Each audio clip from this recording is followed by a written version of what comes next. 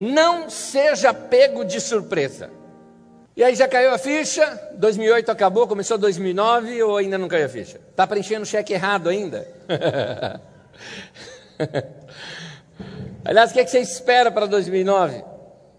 Qual é a sua perspectiva? Estão falando de crise e o tema de hoje é não seja pego de surpresa. Pois precisamos estar preparados para esse tempo novo que está vindo aqui para nós. Mas com toda a crise, deixa eu começar com uma boa notícia. Tem algumas coisas que nós vamos ter em abundância nesse ano e que não vai faltar. Por exemplo, não me venha reclamar esse ano que você está cansado demais e não descansou. Nesse ano, não. Esse ano não vai faltar tempo para diversão, para lazer, tempo para você colocar as coisas em ordem. Você já fez conta de quanto que você vai trabalhar nesse ano? Eu vou mostrar para vocês. Por gentileza, coloque o quadro aqui para mim, por favor. Fiz uma lista dos feriados que vamos ter na nossa nação nesse ano. Começou o ano com feriado. Legal isso demais. E numa quinta-feira que você já emenda na sexta, não é? Em fevereiro temos outro feriado, que é o Carnaval. Aliás, quem é de São Paulo, ainda no dia 25 de janeiro, tem o feriado da cidade, que muitos trabalham em São Paulo aqui. Chega em abril, como março não tem feriado, então em abril tem dois para a gente. Um no dia 10, que é na sexta-feira santa, outro no dia 21, que é numa terça-feira, o Tiradentes. Bom, já foi abril, então maio, feriado de maio começa o mês com feriado. E um detalhezinho, numa sexta-feira, que é aquela que você viaja e emenda. Passou maio, você está cansado, chegou junho cansado, em meio de junho, olha lá, quinta-feira, Corpus Christi, dá para emendar a sexta, não é? Aquela coisa. Tudo bem. Chegou julho. O que a gente vai fazer com julho? Dia 9 de julho, para quem é de São Paulo, tem a Revolução Constitucionalista, outro feriado. Também cai numa quinta-feira, o que dá para dar outra emendada. Não é? Aí o que você faz em agosto? Tira férias, 30 dias. Chega, aqui é o melhor mês para tirar férias. Não é? Setembro, numa segunda-feira, 7 de setembro, que você pode emendar sábado, domingo e segunda. Ou sair sexta-feira na hora do almoço, né? Outubro, você chega no dia 12, o feriado de Aparecida, também numa segunda, que você emenda o fim de semana. Em novembro, talvez você cansado do ano, precisa de dois feriados, né? Os dois numa segunda-feira, que você emenda no fim de semana. No dia 2, que é o finados, e dia 15, que é a proclamação da República. Mas você precisava de algo mais ainda, então inventaram um outro feriado em novembro ainda. Tem mais um em novembro, numa sexta-feira, que é o da consciência negra. E se der tudo certo, a gente precisa ter também consciência branca, consciência amarela, parda. Os índios merecem também, não é verdade? Então, e aí depois vem o Natal. Mas como o Natal cai exatamente numa sexta-feira, e aí vem o famoso dia 31, a gente emenda já tudo de uma vez, né? Para o dia 1º do outro ano. Pois é. Bem-vindo ao Brasil. Bem-vindo ao Brasil. Olha só, 7 feriados na segunda ou na sexta, 5 feriados na terça ou na quinta, num total de 12 feriados só em dias úteis. Se nós somarmos os feriados, os sábados e domingos, e aqueles dias que a gente enforca para quando cai numa terça ou numa quinta, então nós vamos ter 42 dias de feriadões. Olha que coisa legal. Isso significa, juntando outras coisas, por exemplo, um ano ele tem 365 dias e tem então 52 semanas. São 104 dias de descanso que nós temos no ano. Se você tem mais 30 dias de férias, debita 8 já computados aqui nas 52 semanas. Então fica só 22. Mais os 12 feriados de 2009. Enforcando ainda soma mais uns 6 dias. Nós vamos trabalhar apenas... São 144 dias. E aí, debitados 365, 221 dias sem trabalho.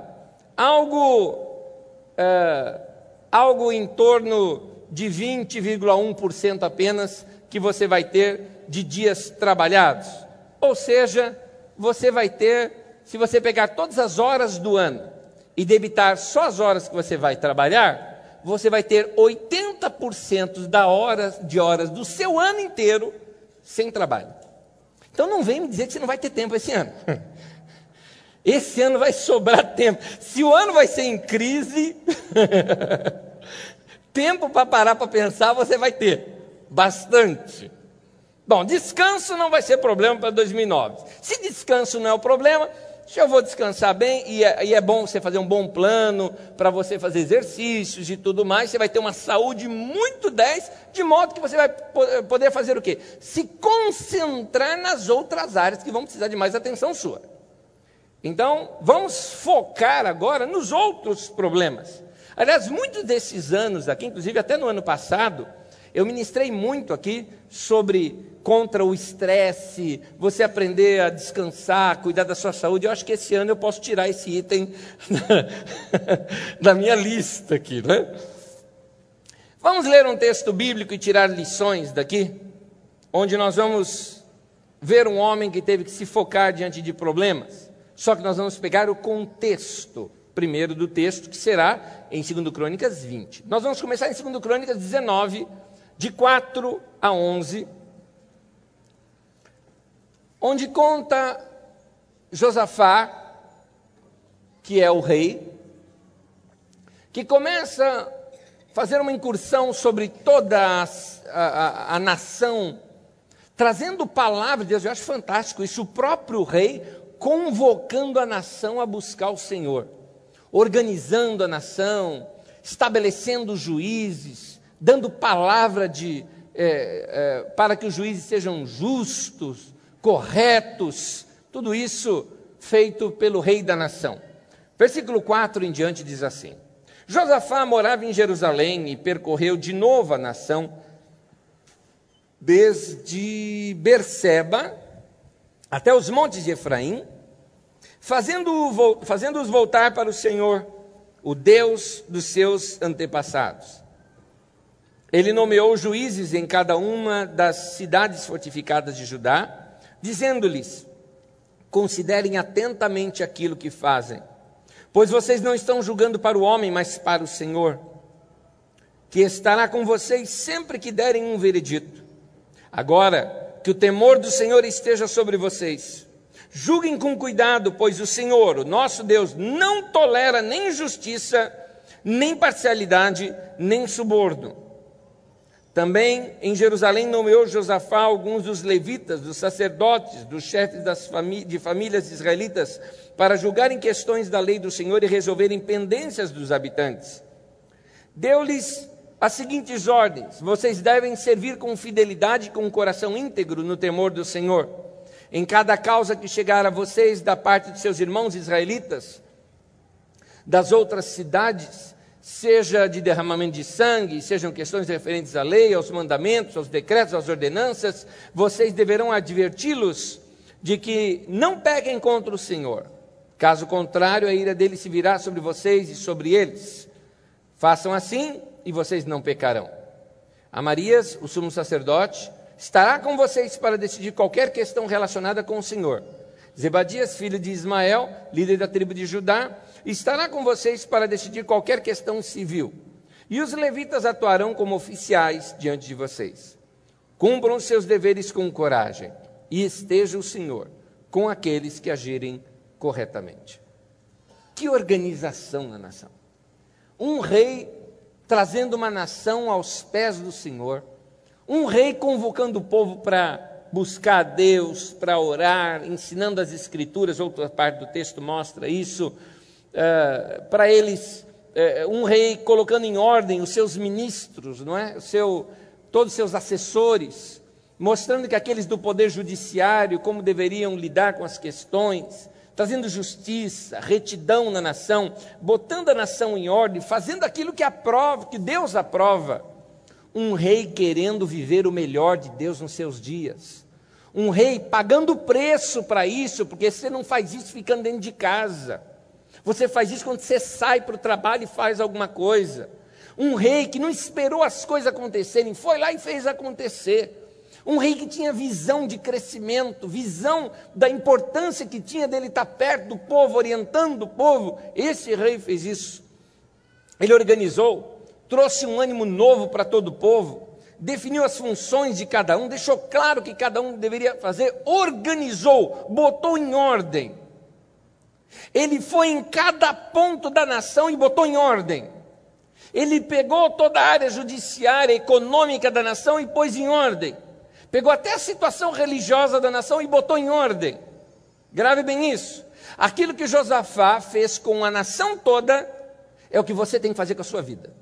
É bem isso. Então aqui vem a primeira lição para nós aprendermos em tempos desses como de crise.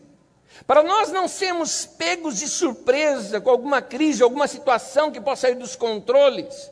Por mais que nesse tempo estão falando, os economistas falam, o Brasil está livre disso, mas a crise pode não ser só econômica. Seja o que for, por que não está preparado? O que nós precisamos fazer? Primeira coisa, botar em ordem a nossa vida. Então, em primeiro lugar, gerenciar melhor as áreas de sua vida. É isso que você precisa. Você precisa botar em ordem a sua vida, organizar a sua vida, botar em ordem o seu mundo. Nós começamos aqui em Crônicas 19, 2 Crônicas 19, versículo 4, diz assim: Josafá percorreu de novo a nação, desde Berseba até os montes de Efraim, fazendo voltar para o Senhor, o Deus dos seus antepassados. Note, passou pela nação inteira.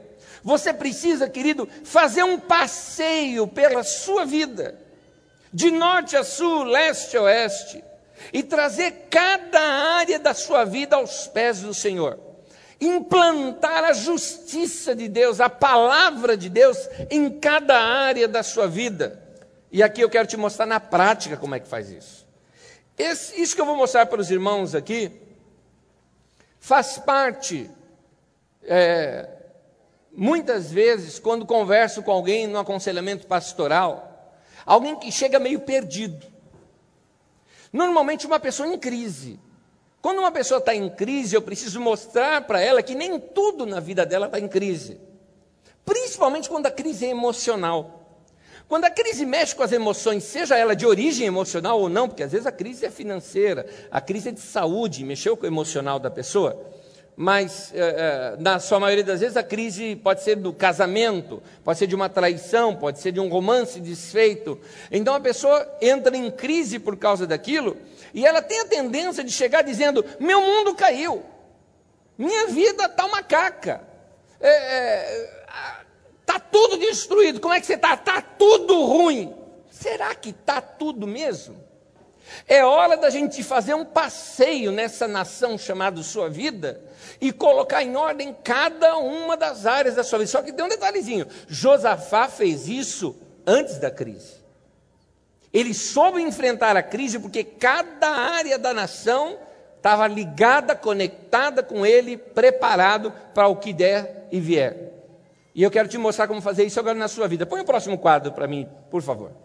Uma das coisas que nós podemos fazer é o seguinte, esquadrinhar a nossa vida. O que é esquadrinhar a vida? Você já deve ter visto, por exemplo, e deve se lembrar no seu primário, quando você tinha que aumentar um desenho. Tinha um desenho menor e um desenho maior, você então fazia alguns quadrados, separava aquele desenho em quadrados, e aqui quadrados maiores. Então, copiei esse quadrado aqui, este aqui, você conseguia ampliar aquele desenho. Esquadrinhar é isso, fazer em quadrados a sua vida, de modo que você possa analisá-la melhor. Então, aqui temos algo que esquadrinhamos a vida de uma pessoa. Tem muito mais itens do que esses. Esses são apenas alguns aqui que eu mesmo coloquei, inclusive sem muito pensar. Fui colocando e falei, esses estão bons, já deu para explicar para as pessoas como que se esquadrinha a vida. Então eu coloco aqui, por exemplo, vamos lá, vamos analisar a sua vida. Deus. Como é que está a sua vida com Deus? Sua fé nele, seu relacionamento com ele, a sua devoção a ele. Como é que anda a sua vida de oração? Porque oração tem a ver com você e Deus. Então, tudo que se refere de você para Ele, inclusive nos fundamentos da fé cristã, a Bíblia fala sobre o fundamento da fé ali em Hebreus 6, ali fala da base do arrependimento e da fé em Deus. Muitas vezes nós temos fé numa coisa, fé na oração, fé que eu vou conseguir, mas ali o texto não está dizendo que isso é fundamento. O fundamento é a fé em Deus, fé no que Deus é. Quando você tem fé em Deus, você consegue enfrentar qualquer crise na sua vida. Porque você não tirou os olhos de alguma coisa que está firme. Tudo pode estar abalado, mas seus olhos, seu alicerce está em algo firme. Alguém fala, mas está tudo balançando debaixo do meu pé, só que eu estou grudado no céu. Então pode balançar aqui que não tem problema. É como se nós fôssemos uma árvore cujas raízes estão no céu e crescendo para a terra. Nós somos ao contrário. Então nós somos firmados em Deus. É isso que eu estou falando aqui. Quando a sua fé é firme em Deus, quem é Deus para você? Como é a pessoa de Deus? Como você vê a Deus? Quando você enfrenta uma crise, vamos colocar uma crise de uma doença, por exemplo. Alguém chega para você, um médico chega para você, mostra alguns exames e fala, você está com essa ou com aquela doença, normalmente uma doença, vamos colocar uma doença que corre grave risco de vida. Você está com perigo de vida. O que acontece? Muitas vezes abala, parece tirar no seu chão. Mas quem é Deus para você nesse momento? Por que desistir de Deus nesse momento? De maneira alguma. Quando você está firme em Deus, você consegue enfrentar. Então, primeiro ponto aqui, para esquadrinhar a nossa vida, sua vida com Deus. Segundo lugar, igreja. Porque Deus e igreja são duas coisas diferentes. Tem gente que está bem com a igreja e ruim com Deus. Tem gente que está bem com Deus e ruim com a igreja. São duas coisas diferentes. Igreja é o povo que serve a Deus. E você precisa estar ligado com esse povo. Porque ninguém aqui nesse mundo está autorizado por Deus a viver sozinho. Não é bom que o homem esteja só. Isso está lá no livro dos inícios, dos princípios de tudo, que é o livro de Gênesis. Não é bom o homem estar só. Então você não deve estar só. Você precisa estar ligado com seus irmãos. Se você não está ligado, você cai. Aliás, a Bíblia diz, ai daquele que estiver só. Em Eclesiastes capítulo 4, de 9 a 12. Ele fala, pois caindo não tem quem o levante.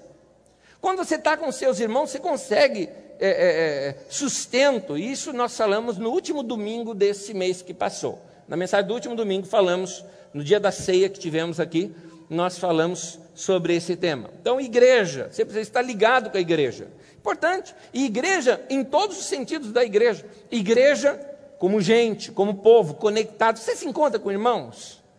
Você tem parceiro de oração? Você tem irmãos a quem recorrer em tempo de necessidade? Você tem amigos que compartilham da mesma fé? Isso é igreja. Igreja também, até mesmo na sua instituição. Os nossos cultos aos domingos, as reuniões regulares da igreja, a submissão à direção e à palavra dada pelos seus líderes. Importante. Vimos isso, inclusive, no último dia do ano. A importância de se andar sobre a palavra que são dadas pelos homens de Deus, que Deus coloca sobre as nossas vidas. Então é importante tudo isso, para nos sustentar, para nos segurar. Igreja também se dar por alguém. Então toda pessoa no meio da igreja, o que é um seguidor de Jesus? É um discípulo de Jesus. E todo discípulo de Jesus tem que andar dessa maneira. Ele tem que ser discipulado e ele tem que fazer discípulo. É assim, ele é discipulado e ele faz discípulo. Ele é discipulado, ele faz discípulo. Então, você tem que estar ligado a pessoas que são mais firmes do que você. Pessoas que são mais maduras do que você. Você precisa também de pessoas que são iguais a você, que você possa repartir do seu jeito como você é. E você também precisa estar ligado com pessoas que são mais novas do que você, para que você possa dar para alguém também. Quer crescer? A mesma regra que eu falo de crescimento financeiro também tem a ver com o crescimento no meio da igreja. Você também precisa servir outras pessoas. Você também precisa discipular outras pessoas. Jesus deu essa ordem para todos nós. Ide e façam discípulos. Outra área, espiritualidade. Eu coloquei esse nome para tentar... eu me refiro à prática de vida cristã. Porque para mim a espiritualidade não tem a ver com você ficar trancado dentro de um lugar. A espiritualidade para mim tem mais a ver com como você vive do que aquilo que você crê. Então, espiritualidade, eu estou falando de como você é como cristão na sociedade, como você é como cristão na prática diária, o quanto da palavra de Deus as pessoas podem ler na sua vida, o seu testemunho cristão, é disso que eu estou falando, de vida cristã, talvez fosse o melhor termo ali para ser colocado. Só aqui você já vê algumas áreas da sua vida para se esquadrinhar. Quer ver outras? Você. Que tal esquadrinhar você mesmo? Quem é você para você? Em outras palavras, como você se vê? Como você se relaciona com você? O mandamento do Senhor é amar o próximo como a si mesmo. Se você não se ama, dificilmente você vai conseguir amar outras pessoas. Então você precisa ser resolvido com você. Você é uma pessoa enroscada ou descolada? Como é que você é? Você é uma pessoa que vive bem com você ou você está em crise com você mesmo? Que uma pessoa que está de bem consigo mesmo, ele fica de bem com a vida. Uma pessoa em crise consigo mesmo, normalmente coloca todo mundo em crise junto com ele, né? Quando a crise é consigo. Então você precisa se encontrar. E aí tem a ver com a sua identidade. Quem você é? Qual o propósito da sua vida? Quais são seus dons, seu talento, suas paixões, seus sonhos? Como você se relaciona com isso? Você está se tornando a pessoa que Deus sonhou você para ser e que você também sonha ser? Ou você está longe daquilo, não tem lutado para aquilo? Isso é uma vida saudável. Espírito, alma, corpo, bem cuidado. Você cuida da sua saúde porque você se ama, quer viver mais. É nesse sentido. Vamos lá, vamos continuar. Separei você agora, seu cônjuge, se você é casado. Como anda esse relacionamento conjugal? Como anda esta vida outrocêntrica, na qual você escolheu alguém para servir para o resto da sua vida? Como anda a felicidade dessa outra pessoa? Que, vamos ser sinceros, um cônjuge mau, você não está bem. Não está bem. Sua felicidade vai depender muito de quanto você vai tornar a outra pessoa feliz. É bem isso. Então, tornar o cônjuge realizado, se preocupar com os problemas dele, isso faz parte da vida também. Filhos, os nossos sonhos com relação aos nossos filhos, os nossos planos com relação a eles, nossos relacionamentos com eles. Quando a gente vê o nosso investimento dando certo na vida deles, no seu caráter, no seu crescimento. Outra área da vida, profissão. Note que eu separei profissão de trabalho, porque muitas pessoas não trabalham naquilo que é formado. Qual a sua profissão? Eu sou arquiteto. Você trabalha em quê? Caixa de banco. Mas o que você faz lá no banco? Lá eu ganho dinheiro. E como arquiteto? Esse é meu sonho. Para isso que eu me formei, mas não consegui ser ainda. Então, muitas pessoas não trabalham no que gostam. E aqui está um ponto importante. Tem uma frase de um homem que diz o seguinte, uma pessoa que faz o que gosta, ela não tem dificuldade com a segunda-feira. Ela é tranquila com a segunda-feira. Ela se dá bem com o trabalho, porque gosta de fazer aquilo. Então, profissão é uma coisa, trabalho é outra. E os seus estudos, como é que vão? Já sou formado. Desde quando? 15 anos já. Então, de 15 anos para cá, você não estudou mais nada.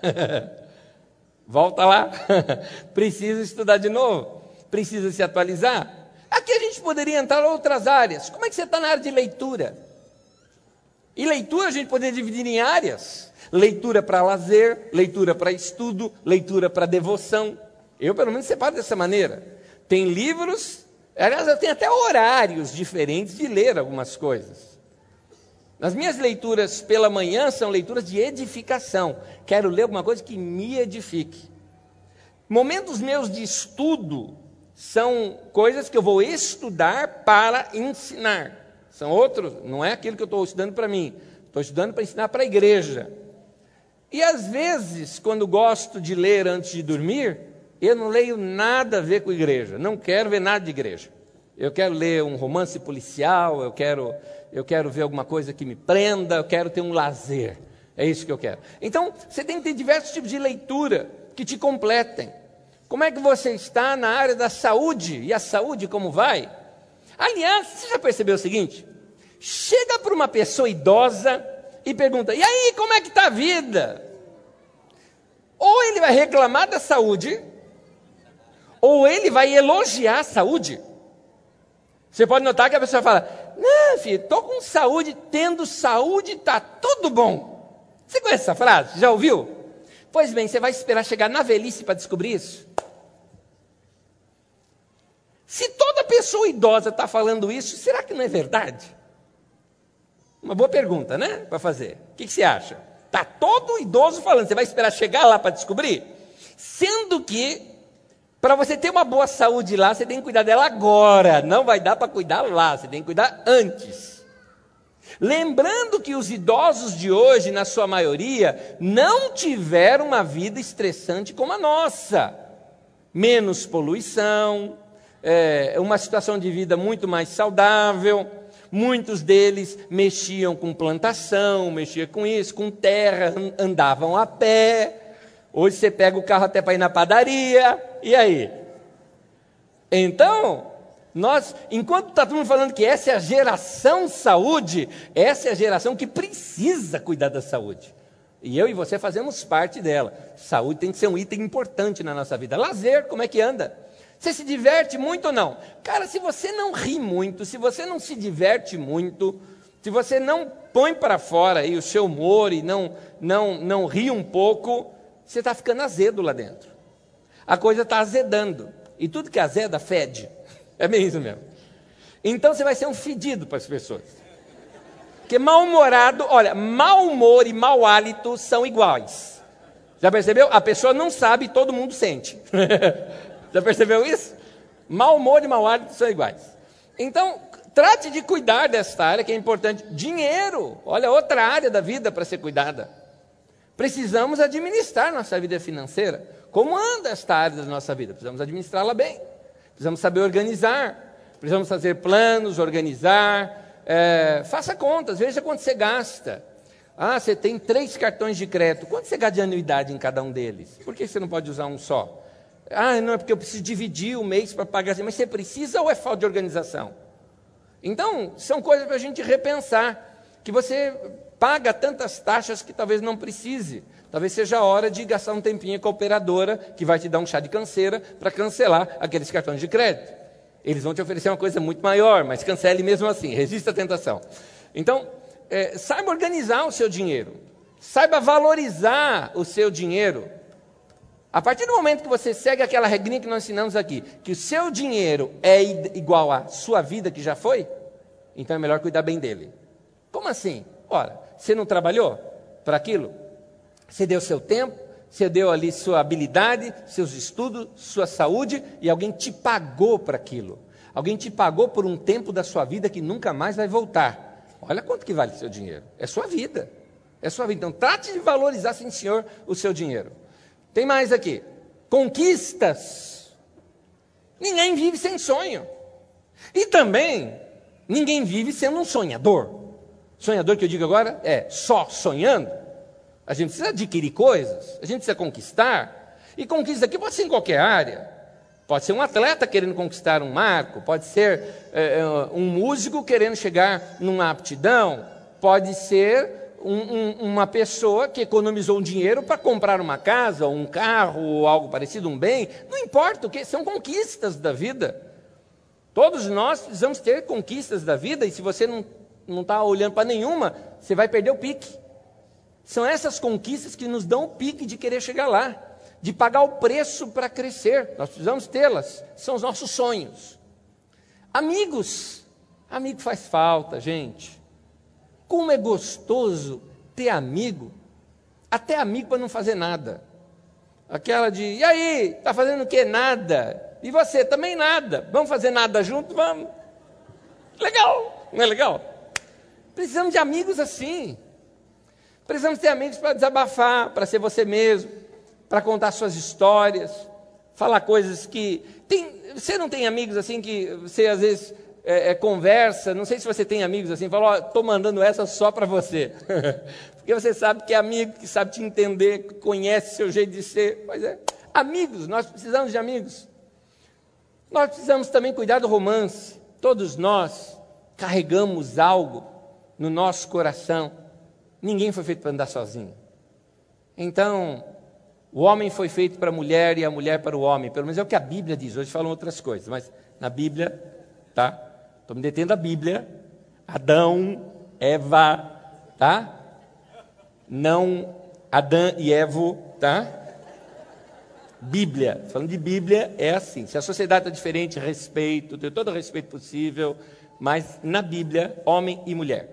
Então, todo homem vai se apaixonar um dia por uma mulher, ou já está apaixonado por ela, ou já está até casado com ela. Toda mulher da mesma maneira. Toda moça vai se apaixonar por um homem, querer se relacionar com alguém. Da mesma forma, pode até estar até já casado com essa pessoa. Mas esse romance ele tem que ser sempre cultivado. Ele não pode morrer.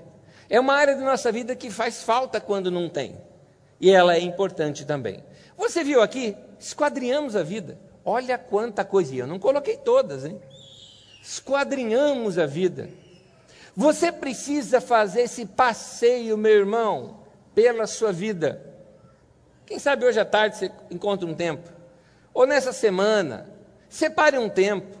Fique a sós com Deus. Você e Deus. Você e você mesmo, junto com Deus. Tem uma agenda em mãos. Um caderno, aliás, eu vi aqui, ó, agenda da comunidade de carisma, né? Vamos fazer uma propaganda, né? Um caderno em mãos, ou algo eletrônico onde você faça as suas anotações, seu computador, qual for a sua maneira de se organizar. Faça seus planos.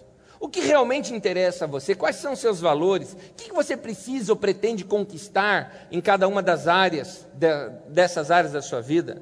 Faça como Josafá. Esse passeio por toda essa nação da sua vida. Você viu como é grande a sua vida? É uma nação também a ser administrada. Agora, se algo precisa ser colocado em ordem na sua vida, a minha dica que eu te dou é a seguinte: assuma a responsabilidade. Chama a responsabilidade para si. Guarde bem isso. Olha para a situação e fala: eu vou resolver isso. Não, Deus não vai resolver para você, meu irmão. Deus vai te inspirar, Deus vai te dar saúde, Deus vai te dar inteligência, mas é você quem tem que fazer. Mamãe e papai não vão ajudar nessa hora.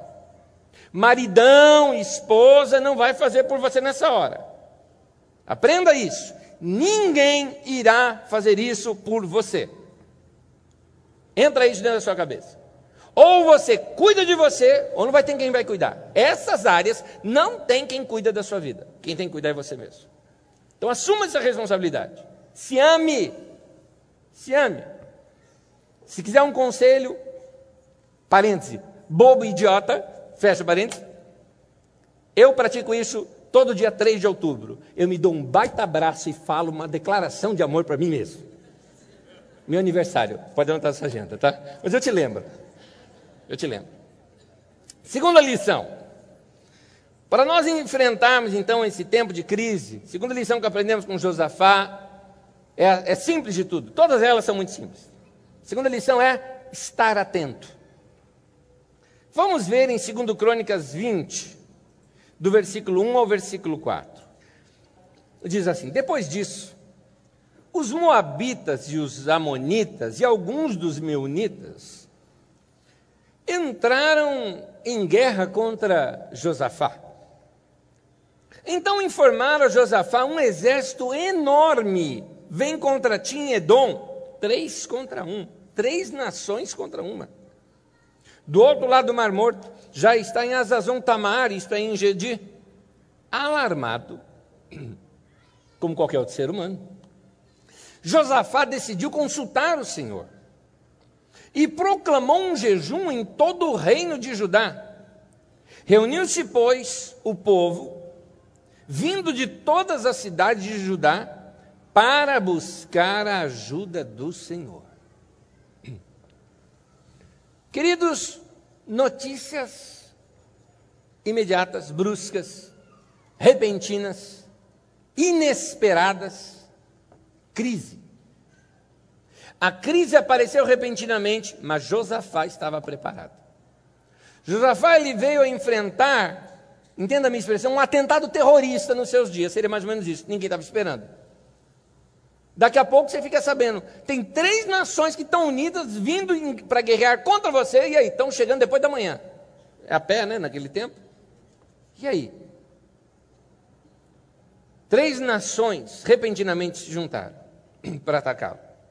Avisado disso, ele convoca em cadeia nacional. Não tinha TV, não tinha nada disso, era no boca a boca. Toda a nação para um jejum e para buscar o Senhor. Era preciso transformar aquela crise em algo bom. Por que o meu conselho de estar atento? Por que estar atento em tempo de crise? E aqui vem uma grande lição. Porque tempos de crise, queridos, são tempos de oportunidades únicas. Tempo de crise, algumas coisas acontecem que não vai acontecer nunca mais. Tempos de crise, nós temos algumas chances que talvez nunca mais vamos ter na nossa vida. Numa situação de expansão econômica, quando na expansão de toda a globalização, algumas empresas, principalmente grandes empresas norte-americanas, começaram a buscar sedes em outros países, impostos mais baixos, buscando tudo isso. Claro, seria bom para aquela nação, que receberia uma grande empresa, seria bom para aquela empresa que pagaria menos impostos, aumentaria o seu lucro. Bom para aquela nação que produziria mais empregos, bom para aquela empresa, enfim, tudo seria bom. As empresas, aproveitando esse momento mundial, fizeram esta expansão. Quem trabalha na área da informática e conhece as empresas da informática sabe muito bem do que eu estou falando. As grandes empresas de informática hoje têm sedes em países do mundo que você menos imagina. Você vê as empresas indo para países que você fala, mas o que tem nesse país? O que tem? Que o governo fez algum acordo com eles, deu facilidade na área de impostos, mas também lucra com isso, com empregos e produção. Foi no ano de 2002, um grande líder da Intel, bem conhecida, fabricante de chips de computadores, veio para o Brasil de novo para tratar de uma instalação da fábrica da Intel aqui no Brasil em 2002. Era a 4ª vez que já estava vindo para cá. E o que aconteceu foi que eles foram recebidos por alguns burocratas do Brasil que atenderam esses executivos sem informação nenhuma daquela empresa e não deixaram nada acertado e vamos ver como é que fica. Por causa disso, a Intel foi para Costa Rica. Esse homem, Craig Barrett, ele foi recebido no aeroporto pelo presidente do país, para você ter uma ideia, e a fábrica da Intel hoje está na Costa Rica, e só a Intel produz 40% de todas as exportações daquele país. O Brasil ficou para fora. O Brasil perdeu. Por falta de não saber ver uma oportunidade. Falta de visão de mercado é uma coisa tremenda. Quem lida no negócio sabe muito bem o que eu estou falando. Falta de visão de mercado faz com que as pessoas não reconheçam as oportunidades que podem ser únicas. Quem lida com ações e é esperto nessa área, sabe que esse tempo de crise talvez seja o melhor tempo para se comprar. Mas só quem entende faça isso. Não siga isso como conselho. É só um comentário. Porque nunca estiveram tão baixas. Provavelmente, se baixar, baixa bem pouco ainda, mas a tendência é daqui a um tempo dar um boom para crescimento. Mas isso tem que ser a longo prazo. Nenhum desses pequenos investidores que aplica hoje, daqui a 3 meses quer retirar. Para quem quer guardar dinheiro para 4, 5 anos, talvez seja um excelente negócio. Mas só quem entende deve fazer o assunto. Quem já se preparou essa vida inteira com o mercado, sabe como agir nesse tempo. Você precisa transformar a crise em algo bom. É uma oportunidade única que foi perdida pelo governo brasileiro. Oportunidades como essa já apareceram. Se você tem a vida organizada, e eu digo aí, se a sua vida financeira se organizou, como nós aconselhamos aqui todos esses anos, se você segue aquilo que é ensinado aqui sobre sua vida financeira, então você tem dinheiro guardado. E se você tem dinheiro guardado, você está preparadinho para enfrentar esse tempo de crise, que vai ter tempo de oportunidade. Deixa eu mostrar uma coisinha aqui para vocês.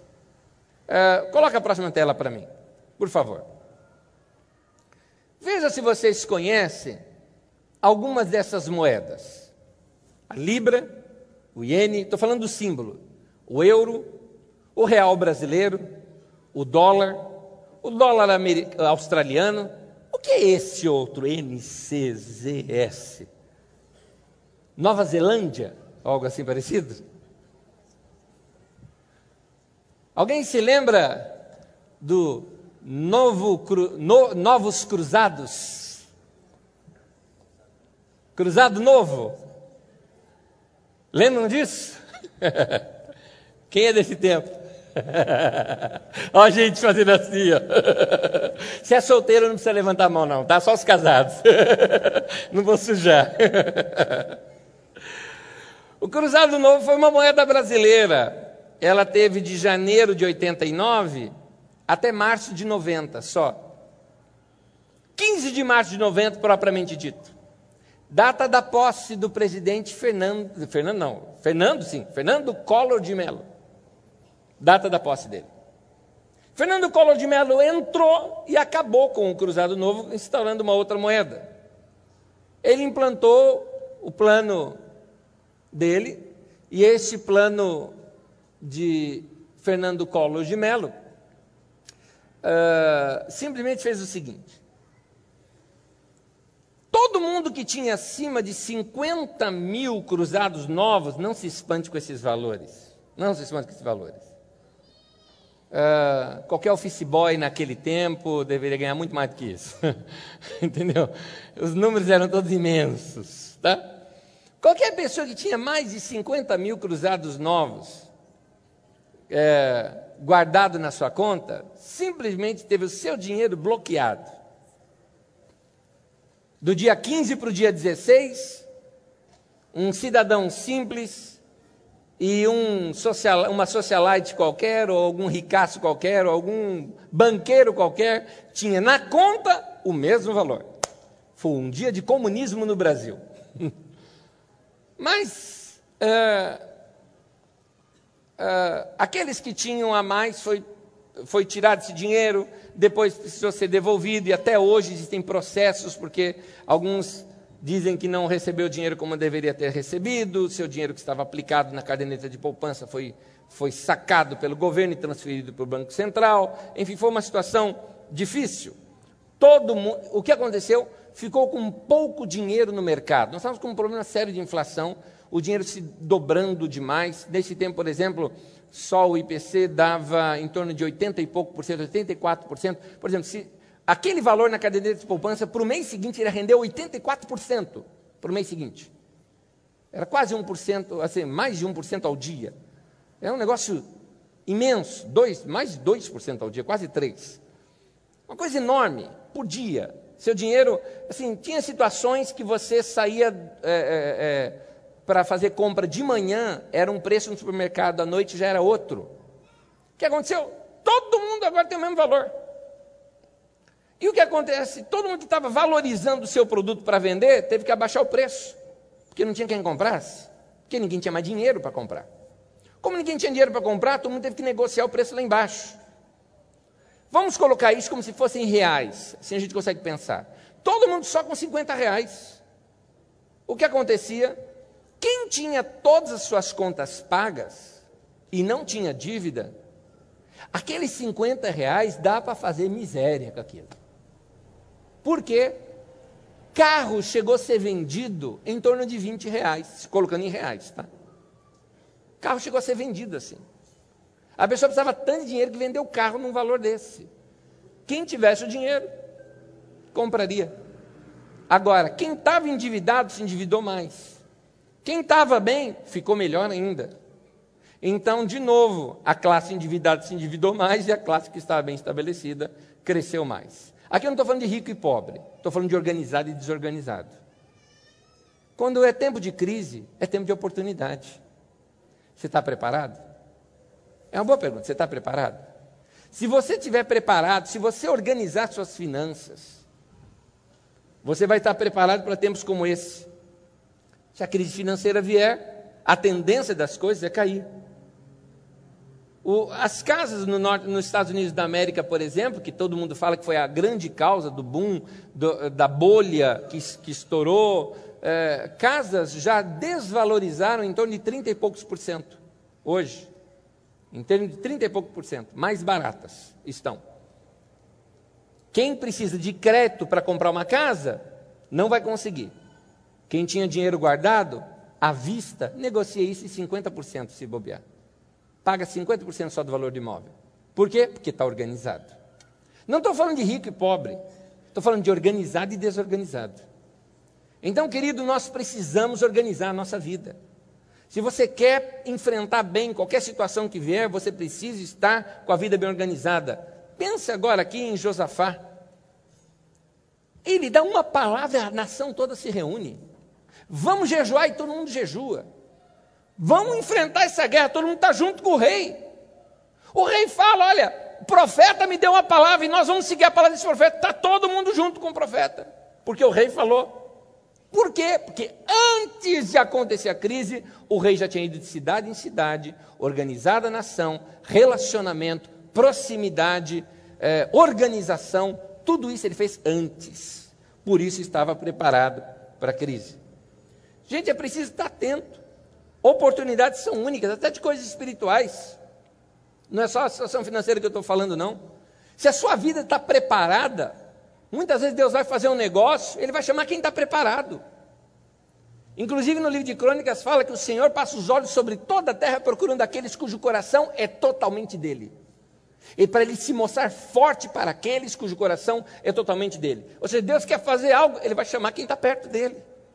Nas parábolas de Jesus, conta que 5 daquelas 10 virgens não estavam preparadas para a chegada do noivo. Ele cita também o povo da época de Noé, que também não estava preparado. Na parábola dos 10 talentos, um não tinha se preparado devidamente. E aí, você está preparado? Se eu chegasse aqui e falasse, quem está disposto a fazer algo para Deus? Talvez um monte de gente levantaria a mão. Muito bem. Jamê Nobre, um irmão muito querido,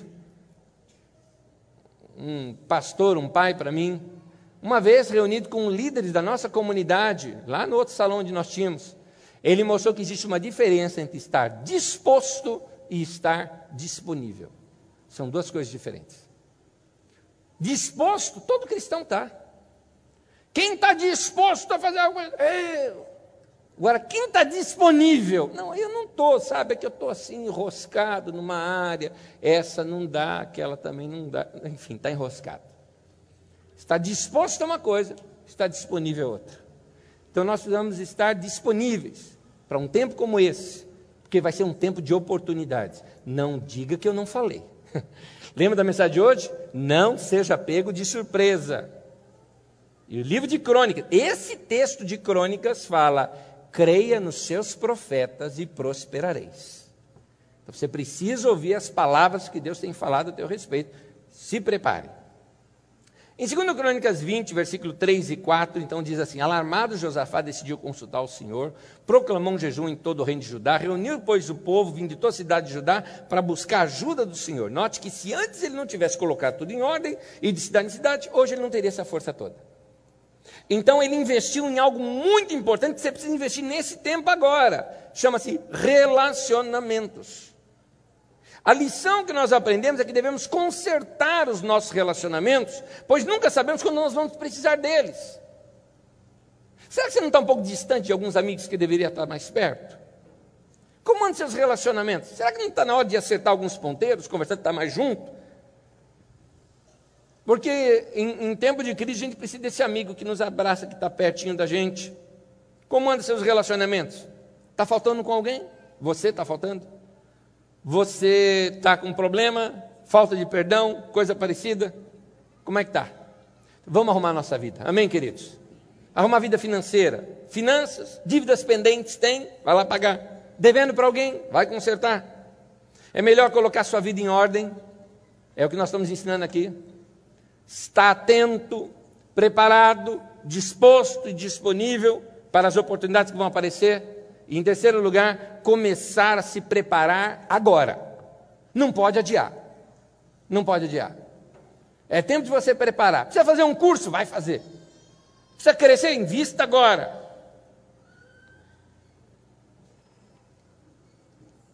Não demore para começar a fazer algo a respeito. Alguma coisa tem que ser feita agora. 2 Crônicas 20, versículo 5, diz assim: Josafá levantou-se na Assembleia de Judá e de Jerusalém, no templo do Senhor, na frente do pátio novo, e orou. Quero chamar a atenção disso. Uma multidão. Foi anunciado que vai ter uma guerra.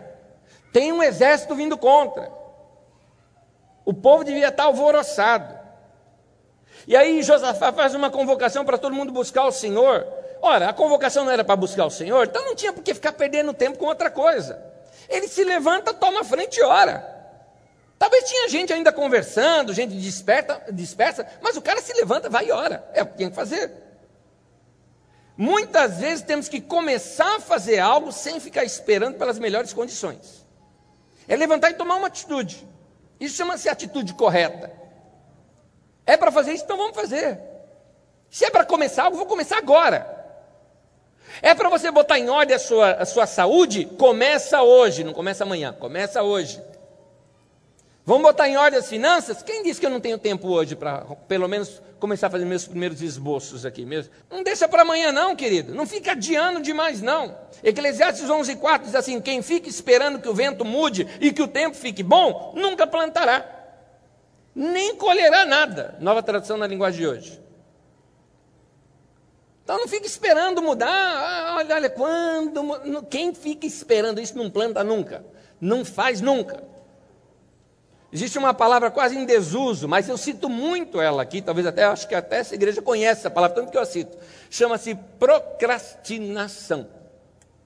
O que é isso? Empurrar com a barriga. É isso. Deixar para lá, para depois. A procrastinação, ela tem colunas que dão sustento para ela. Ou seja, o que é que me faz deixar para lá? O que é que faz? O que está por detrás? O que é dar esse apoio para eu deixar as coisas para lá? Uma das maiores colunas da procrastinação é chamada perfeccionismo. O perfeccionismo, ele causa paralisia, pois você vai estar sempre esperando o melhor momento para começar algo. Você sempre vai estar esperando o melhor momento para começar aquele negócio, para começar a fazer exercício, para começar a estudar, para se atualizar, aprender novas habilidades técnicas. Regime, então, nem se fala, né? Regime é um negócio que a gente fala assim: olha, não, eu vou começar, não, amanhã eu começo. E o cara é fiel na palavra dele. Chega amanhã, ele fala a mesma coisa, amanhã, né? Procrastinando. Perfeccionismo. Fala, não é o ideal ainda. Hoje ainda não é aquele dia. Hoje tem macarronada, tal, né? Hoje não é o dia. Então amanhã vai ser. E aí você deixa para depois e nunca faz nada. Agora, tem uma outra coluna que dá sustento para a procrastinação. Chama-se preguiça. Faz tudo devagarzinho. Tudo com atraso. O preguiçoso sempre arruma uma desculpa para não fazer o que se deve fazer. Provérbios 22:13 fala que o preguiçoso diz: tem um leão lá fora.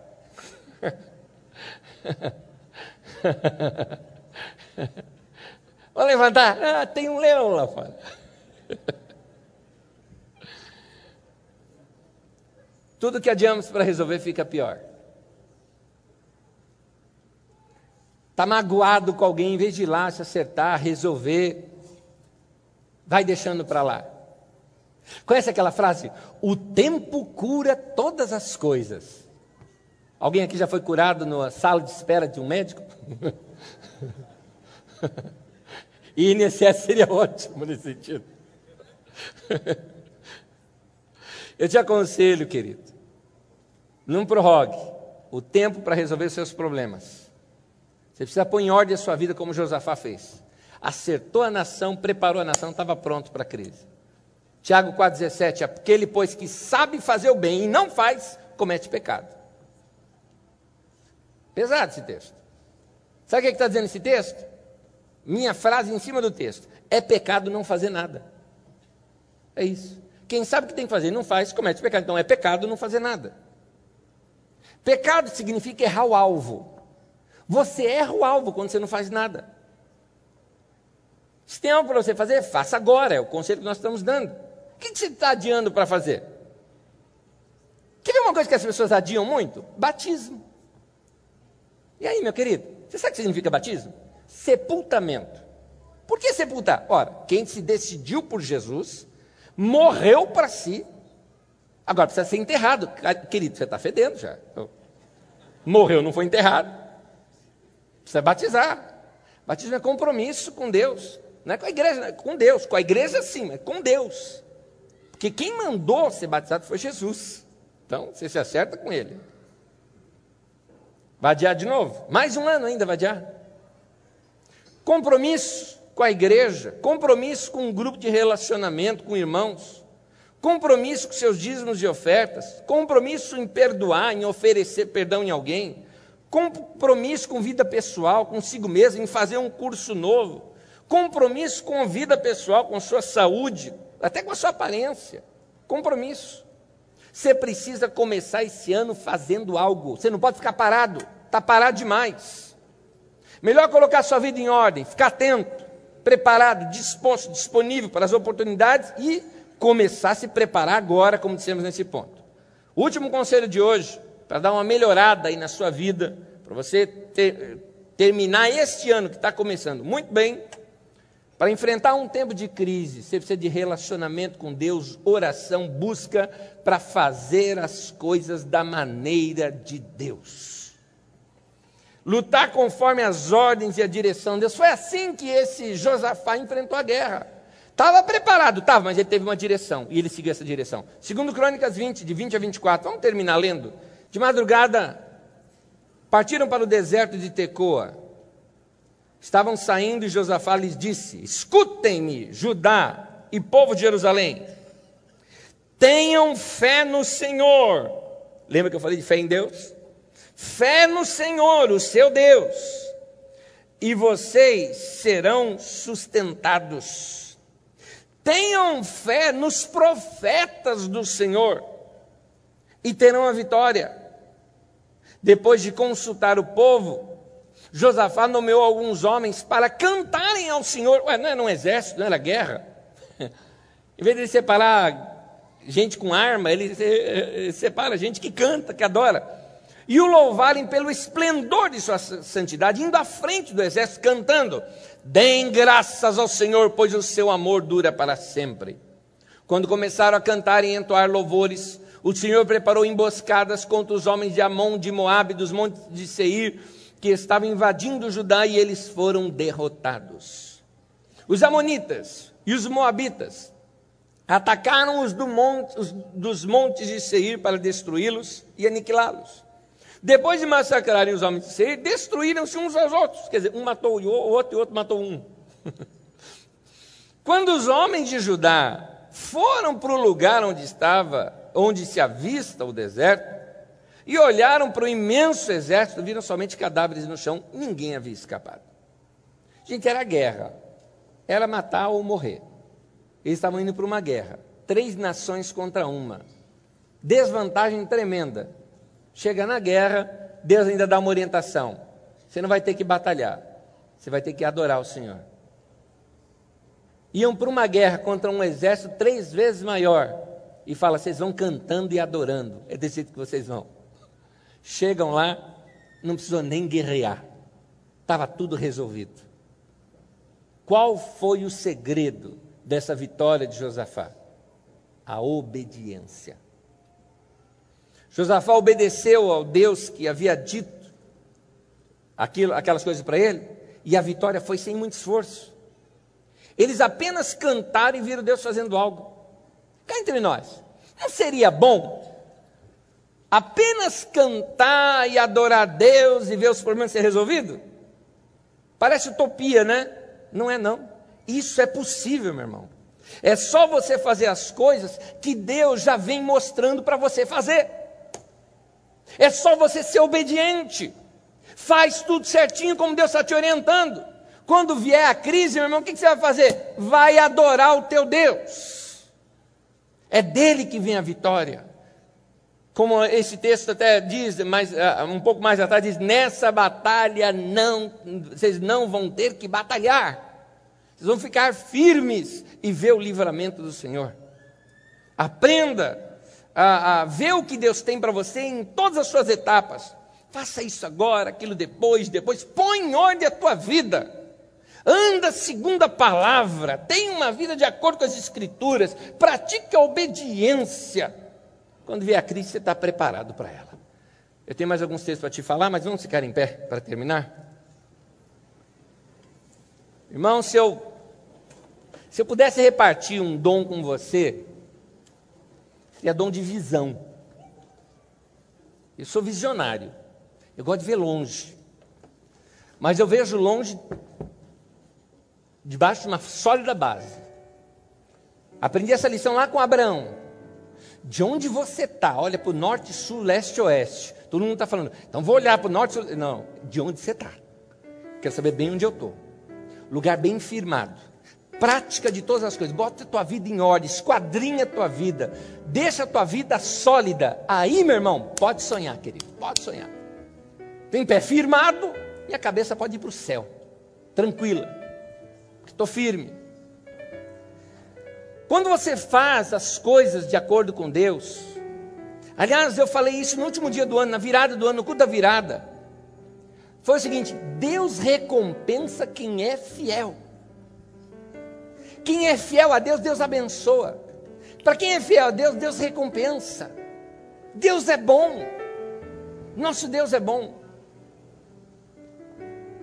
Quando uma pessoa obedece a Deus, entenda bem, Deus se agrada dessa pessoa. Na Bíblia conta acerca de um homem, um rapaz, inteligente, dedicado, um homem disponível para aquele tempo. Seu nome era Daniel. Quando Deus precisou usá-lo, ele estava lá prontinho, foi tremendamente usado por Deus. O que é que Deus diz dele? Daniel 10:11, Daniel, você é muito amado. Daniel 10:11 diz isso. Jesus foi assim também, Mateus 3,17, quando fala de Jesus, fala, este é meu filho amado em quem me agrado. Este é meu filho amado em quem eu tenho muito prazer. É isso que Deus diz. Em 1 Timóteo 1,12, Paulo fala, eu dou graças a Deus, dou graças a Cristo Jesus nosso Senhor, que me deu forças e me considerou fiel. Olha só, o Senhor me considerou fiel. Que Deus é fiel para mim, eu sei. Aqui está dizendo, eu sou fiel para Ele.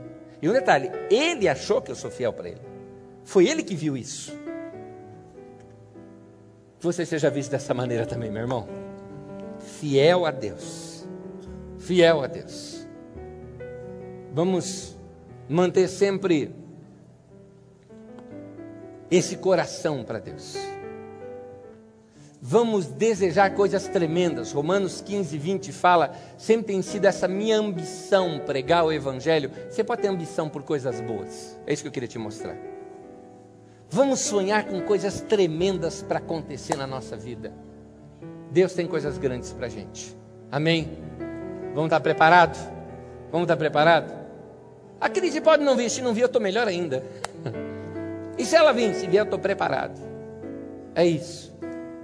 Salmo 112 fala do homem que é fiel ao Senhor. Diz, ele não temerá más notícias, porque seu coração está firme no Senhor. É isso. Firmado na palavra de Deus. Amém, queridos? Vamos receber essa bênção do Senhor hoje? Abre suas mãos para Deus, como quem vai receber algo de Deus. Vou orar por você nesse momento.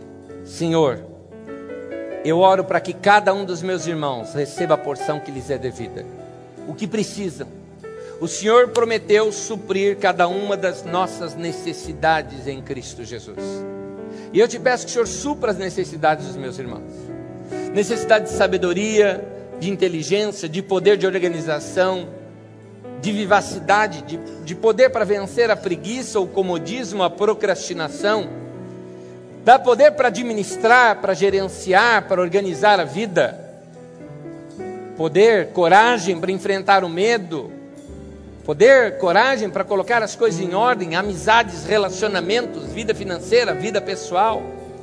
paixão pelo Senhor, para voltar a um tempo de oração e firmeza nas Escrituras, meu Pai, eu rogo, Senhor, pelo teu povo, que o Senhor nos dê, Senhor, esta porção. Precisamos da bênção do Senhor sobre as nossas vidas para este ano, Senhor. Oramos por este ano inteiro, Senhor. Esteja a tua boa mão sobre nós, em nome de Jesus. Seja esse, até hoje, não para o futuro, mas até hoje, o melhor ano das nossas vidas, porque para o futuro esperamos algo melhor ainda. Rogamos em nome de Jesus, Senhor, em nome de Jesus. Quero rogar que você faça seus pedidos agora. Algum pedido seu talvez seja muito particular, pede agora, meu irmão, pede agora. O que você quer alcançar nesse ano? Pede agora para Deus. Qualquer área da vida, na vida espiritual, nos relacionamentos na igreja, nas finanças, nas conquistas, nos alvos, na sua vida emocional, na sua vida familiar, nos seus relacionamentos em casa, no seu trabalho, qualquer área. Fala com teu Deus agora. Fala aberto com Ele.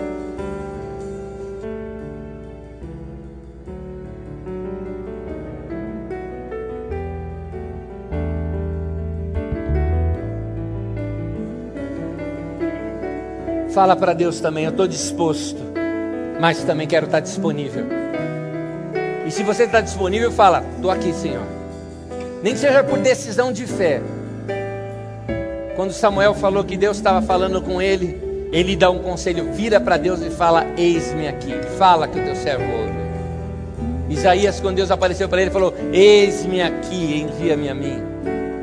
Fala isso para o teu Deus agora. Deus, eu estou aqui.